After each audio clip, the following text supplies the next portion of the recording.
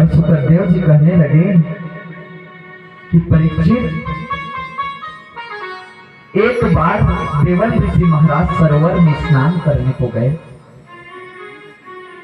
तो एक मुहु नाम का गंधर्व था और वो थोड़ा मजाकिया स्वभाव का था। तो जब देवल ऋषि सरोवर के अंदर में स्नान करने को गए तो वह मुहु नाम का गंधर्व ग्राह मुंह जैसे सरोवर के अंदर में जा करके देवल ऋषि के पैर को अपने दोनों हाथों से पकड़ करके खींचने लगा। और जब बार बार खींचने लगा तो देवल ऋषि को क्रोध आया और देवल ऋषि उसी सरोवर के जल को अपने हथेली पर लिए और कहने लगे कि तो कौन है जो ग्राह की भांति मेरे पैर को खींच रहा है, जा तू अगले जन्मों में ग्राह हो जाकर करके उसके ऊपर में जल को छिड़क दी।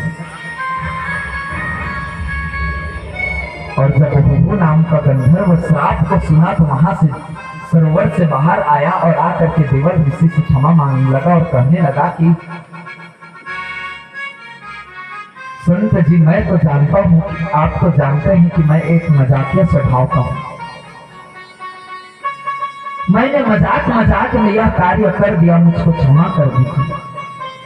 तो देवल ऋषि कहने लगे, गंधर्व, मैंने तो श्राप दे दिया, तो मैं श्राप को वापस ले नहीं सकता। बल्कि श्राप तो दे दिया, लेकिन मैं तुमको इसका उपाय बतला सकता हूँ श्राप से छुटकारा मिलने का। एक दिन जब तुम सरोवर में निवास करने लगोगे तो एक दिन महामंत्र गजेंद्र आएगा और उस गजेंद्र के पैर को जब तुम अपने मुंह में दबा करके खींचोगे और जब गजेंद्र असहाय हो जाएगा और परमात्मा का पुकार करेगा तो परमात्मा आएंगे और गजेंद्र का उद्धार बाद में करेंगे, पहला तुम्हारा उद्धार करेंगे। इतना बात तो जब मुहु नाम का गंधर्व सुना तो देवल ऋषि महाराज के चरणों में लिपट गया और कहने लगा, महाराज धन्य है, आपने तो मुझको श्राप दिया, उस श्राप को मैं श्राप समझूं या वरदान समझूं। जिस श्राप के कारण मुझको परमात्मा का दर्शन हो जाए वह श्राप नहीं बल्कि वरदान है।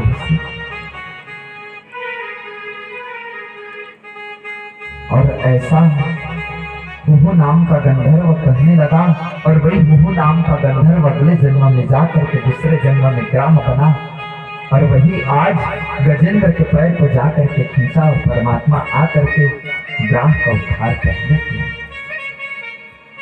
परीक्षित जी कहने लगे, वो गजेंद्र कौन था और उसको गजेंद्र पशुत्व की योनि कैसे में प्राप्त हुई? तो सुखदेव जी महाराज कहने लगे, परीक्षित,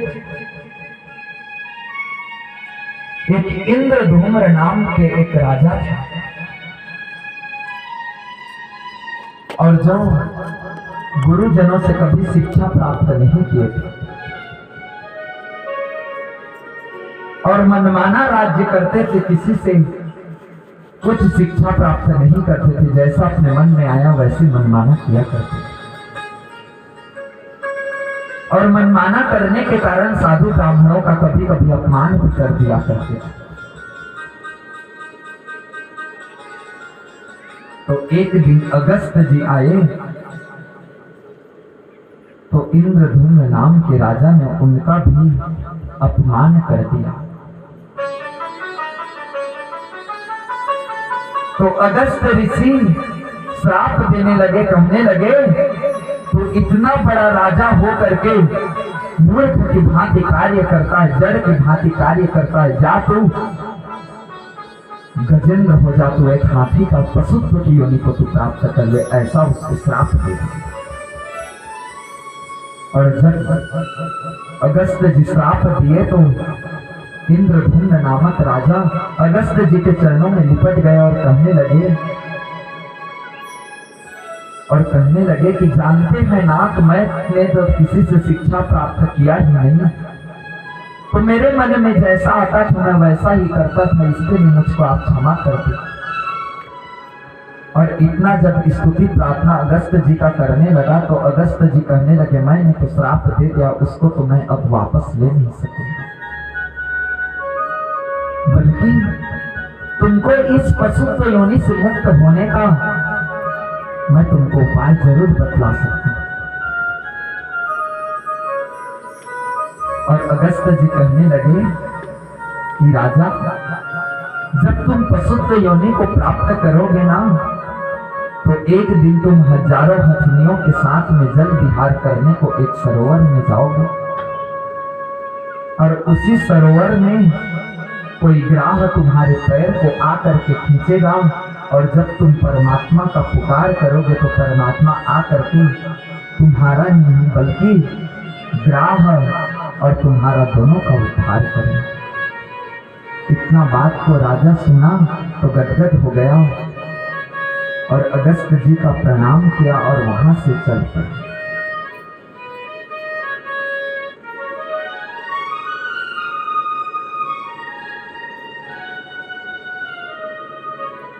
सुखदेव जी कहने लगे परीक्षित, जैसा तुमने प्रश्न किया था कि किस तरह से गजेंद्र और ग्राह का उद्धार परमात्मा किया उसको सुना दो, तो मैंने तुमको यह चरित्र सुना दिया।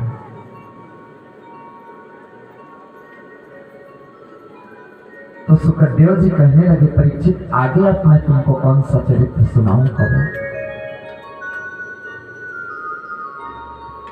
तो परीक्षित जी कहने लगे कि नाथ, किस तरह से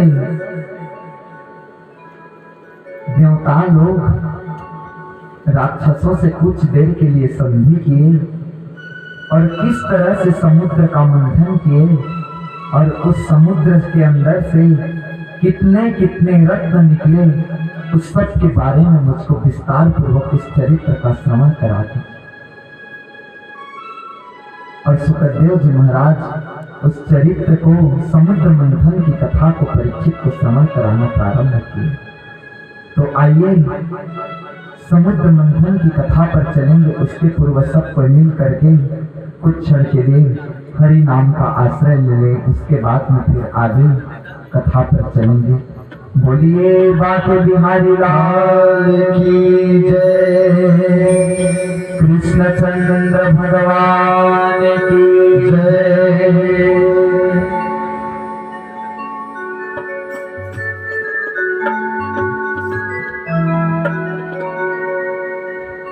तू है मोहन मेरा, मैं दीवाना तेरा, मेरी बिगड़ी बनाना तेरा काम है। बोलिए बाके बिहारी लाल की जय। तू है मोहन मेरा, मैं दीवाना तेरा, मेरी बिगड़ी बनाना तेरा काम है। तू है मोहन मेरा, मैं दीवाना तेरा, तू है मोहन मेरा, मैं दीवाना तेरा, बिगड़ी बनाना तेरा काम है।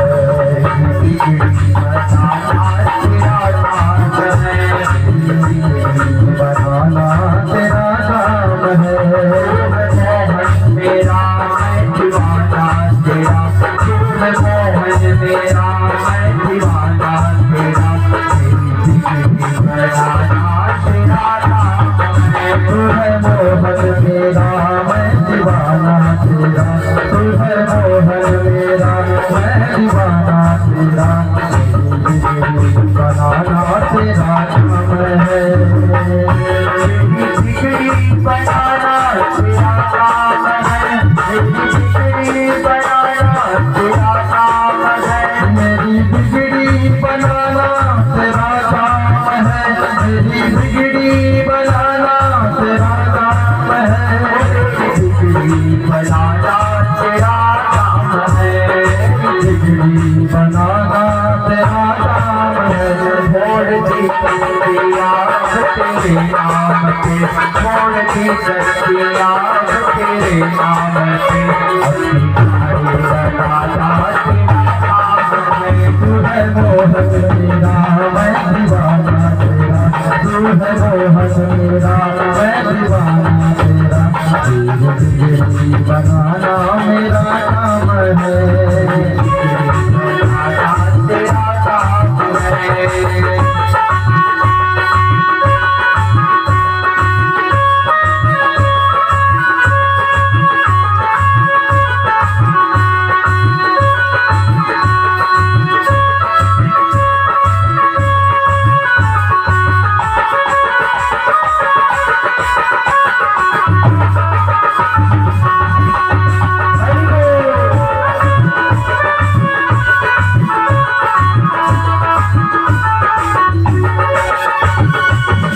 श्याम तेरा मैं हम तेरा करो किसकी, श्याम तेरा मैं चाहत करो किसकी, घर पे मैं आया तो राम की, तेरे घर पे मैं आया तो राम की, घर पे मैं आया तो राम की, तेरे घर पे मैं आया तो राम की, तेरे घर पे मैं आया तो मुझको मिला, तेरे घर पे मैं आया तो मुझको मिला, आपकी सरस्वती माता तेरा मोहन मेरा मैं दीवाना तेरा, तू है मोहन मेरा मैं दीवाना तेरा, मेरी बनाना तेरा काम है, मेरी बनाना तेरा काम है, मेरी बनाना तेरा काम है, मेरी बनाना तेरा काम है,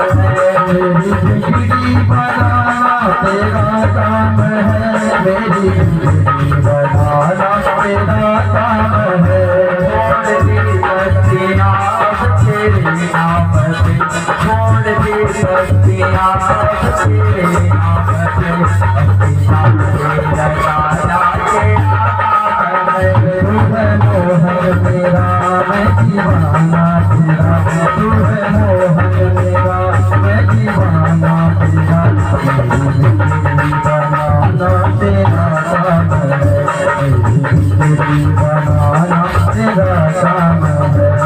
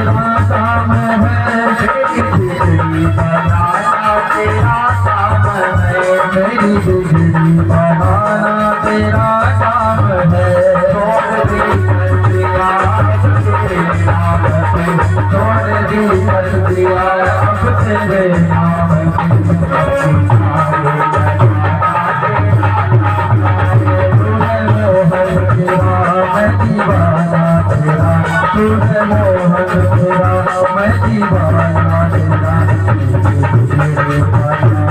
तेरा नाम है।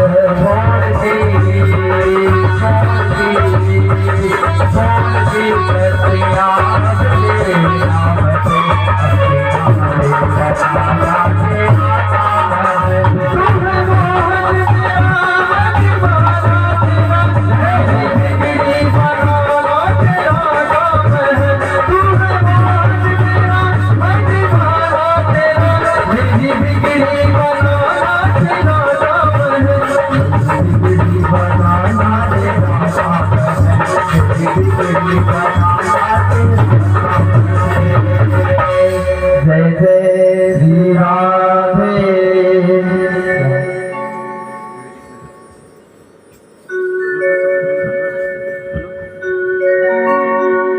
आगे सुखदेव जी महाराज राजा परीक्षित को समुद्र मंथन की कथा सुनाना आरंभ किया।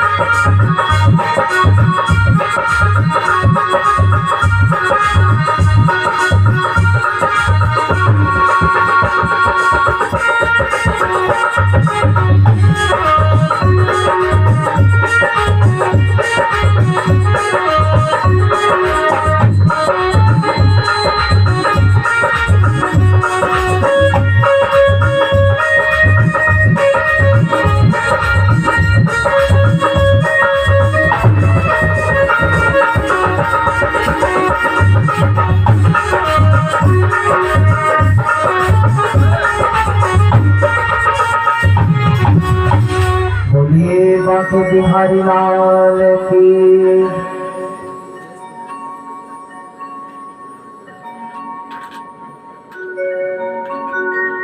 सुखदेव जी महाराज परीक्षित से कहने लगे कि परीक्षित आओ, मैं अब तुमको समुद्र मंथन की कथा की ओर ले चलूं।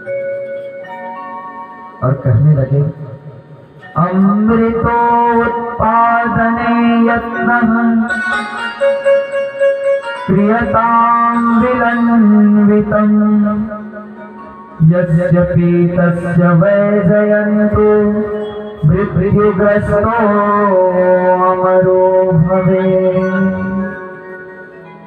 सुखदेव जी कहने लगे कि परीक्षित एक बार दुर्वासा ऋषि भगवान से मिलने के लिए बैकुंठपुरी गए और वहां जा करके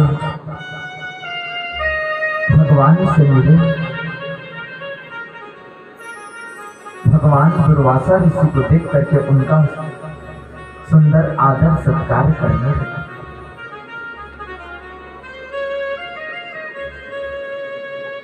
और भगवान श्री प्रसाद स्वरूप एक माला दुर्वासा ऋषि को प्रदान की।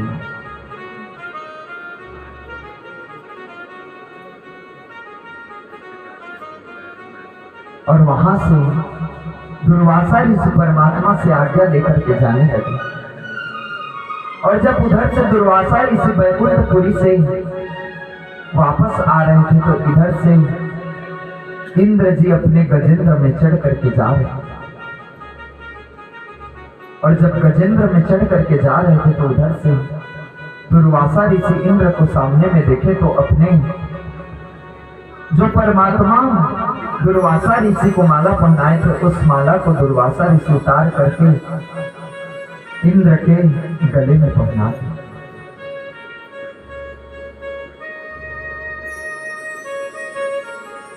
और इंद्र उस माला को अपने गले पर नहीं रखा, उस माला को अपने गले से उतार करके अपने हाथी को पहना दिया। और जैसे ही हाथी को पहनाया, हाथी उस माला को अपने सूंड से उतार लिया और उतार करके अपने पैरों के नीचे रख करके उसको कुचल दिया। और इस स्थिति को जब दुर्वासा ऋषि देखे तो क्रोध से आग बबूला हो गए और इंद्र को श्राप दे दिए। कहने लगे कि जा तो अपने पद से भ्रष्ट हो जा, अपने पद से कुपित हो जा।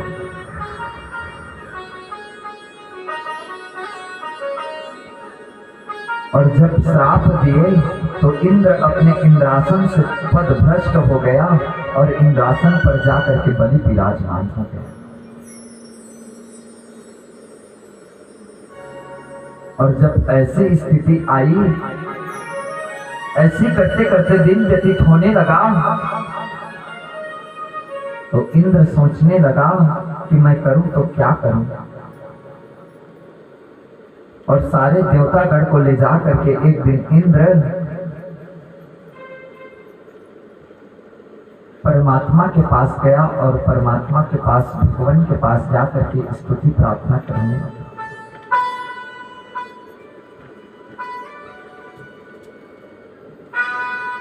और जब स्तुति प्रार्थना किए देवतागण तक भगवान कहने लगे कि देवताओं, जब तुम लोग समुद्र का मंथन करोगे और समुद्र का मंथन करने पर वहां से अमृत निकलेगा और उसको जब तुम लोग पान करोगे और तब तुम लोग राक्षसों को परास्त कर पाओगे और फिर तुमको तुम्हारा स्थान वापस प्राप्त होगा।